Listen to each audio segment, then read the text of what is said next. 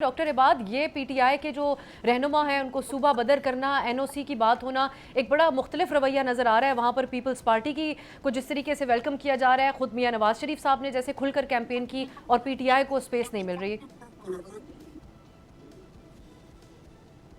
चलो कि जुनैद का जो भी एपिसोड हुआ तो मैं भी उसी दिन गिलगित में था, तो मैंने उसे रात ही कंडेम भी किया है कि किसी के साथ इस तरह नहीं होना चाहिए।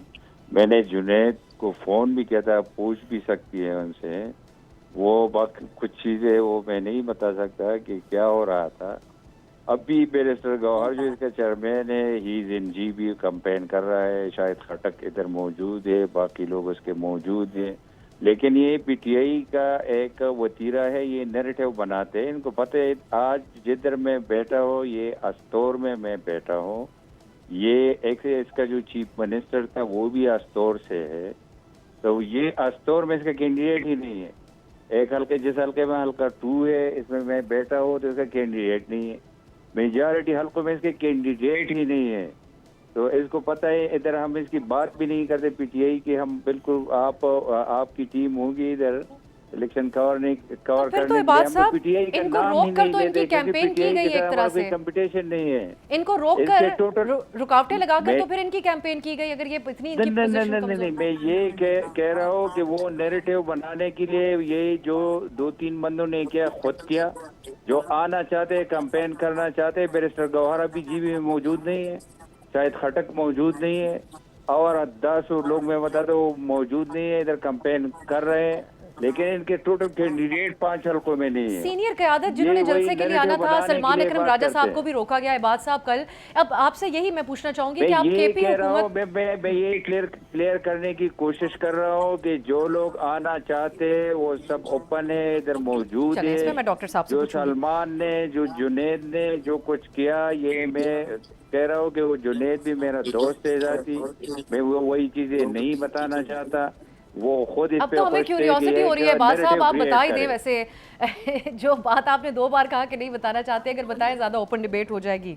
मैं ये कह रहा हूँ कि वो खुद इस पे खुश थे कि ये एक हाइप क्रिएट हो, क्योंकि ऑन ग्राउंड इस तरह इसके टोटल 5 कैंडिडेट है 24 हल्कों में, क्योंकि लोग ही नहीं है, हम इसकी बात ही नहीं करते। आप अपनी टीम से जो भी अच्छा, लोग इधर उनका कवर बात करते हैं साहब, उनसे उनका पूछ ले, काउंटर हम नैरेटिव तो इसके ऊपर पीटीआई ये की है, बात ही नहीं करते, मैं इस पे लेके क्योंकि जाती हूँ उन पीटीआई तक। का कोई है नहीं। इबाद साहब, उनका काउंटर नैरेटिव ये है कि हम फॉरवर्ड ब्लॉक भी बना, गिलगित में पार्टी तकसीम भी रही, मुनज़्ज़म भी नहीं रही, लेकिन फिर भी ये दोनों जमातें हुकूमती मेरा इत्तेहादी सिंपल हमसे क्वेश्चन है, खौफजदा है। सिंपल क्वेश्चन है, सिंपल। इनके साथ जितने भी लोग कैबिनेट में थे, जो खालिद खुर्शीद साहब के साथ थे, उसमें से मुझे एक ही बताए कि इसके टिकट पर इलेक्शन लड़ रहे, एक मुझे बताए। कोई इसके पास तो टिकट लेने के लिए कोई बंदा ही नहीं है। मैं ये कह रहा हूँ कि डॉक्टर 24 मायूं में साहब, आप से रिस्पॉन्ड कर 5 दें, फिर हल्कों मैं में ये कादिर साहब से 24 में इलेक्शन से कंटेस्ट कर रहे 24 हैं, में से 19 24 हल्कों में इसके 24 कैंडिडेट ही नहीं है। 24 सीटें हैं, 24 सीटें हैं, सबके ऊपर कैंडिडेट है। अगर कैंडिडेट ना मैं होंगे, मुझे कोई डॉक्टर ये साहब बात विद बता दे, कोई रिस्पेक्ट, ये बात बता दे, आप डॉक्टर किसी को साहब, रोकेंगे क्यों?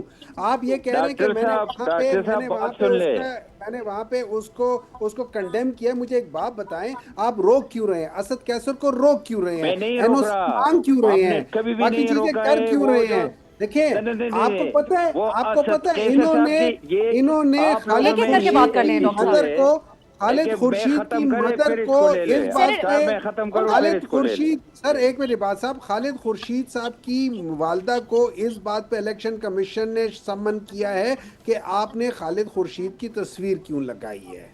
आप लोग नहीं नहीं लोगों नहीं को रोक रहे हो। नहीं नहीं आप सेनेटर कंडेम साहब, अब कर उनका नहीं रहे हो। नहीं जवाब नहीं सुन नहीं लें। कंडेम करने से नहीं नहीं, कुछ नहीं होता। ये जिस जगह खुदा के मैं लिए बैठा अपने अंदर हूँ इतना आपका, जज्बा ये लाओ। खालिद हुमायूं खुर्शीद साहब, साहब एक के दफा पड़ोस में जवाब मैं सर, सुन मेरी लें। बैठा बात हूँ। सुन लें।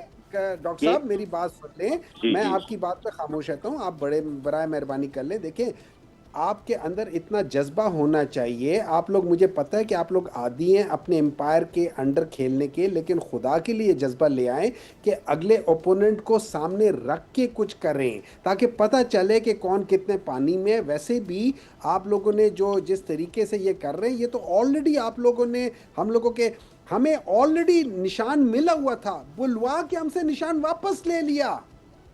आप लोग बात ये क्या कर रहे अभी हो अभी यार? आप मुझे सुनेंगे कि मैं चलिए सेनेटर रिस्पॉन्ड साहब, आप करूं। उनका जवाब सुन लें। इबाद साहब। मैं हाँ, एक तो ये डॉक्टर अब सर साहब के मैं भी लिए बैठा मेरी हूँ जी बहुत शो जी में। रिस्पेक्ट जी। है। मैं कभी भी किसी के लिए भी हार्श लैंग्वेज में यूज नहीं करता, इसके लिए भी नहीं करूंगा। ये मुझसे बड़े हैं। इसने ये बात की है अंपायर की उंगली जो इजाद कराई इनके लीडर इमरान खान ने इजाद कराई। ये कह रहे उसको मिलाकर इनकी आदत थे।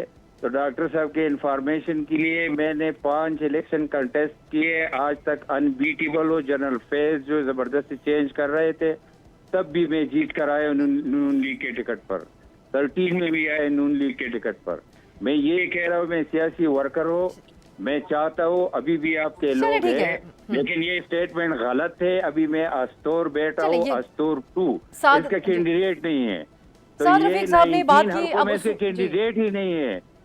मैं कादिर मंतुखेल साहब को यहाँ शामिल करती हूँ। कादिर साहब, आपकी जमात तो बड़ी भरपूर कैंपेन कर रही है, लेकिन असूली बात एक आपको भी करनी चाहिए थी कि एक बराबर जो है मौका दिया जाए कैंपेन करने के लिए गिलगित में पाकिस्तान तहरीक इंसाफ को भी।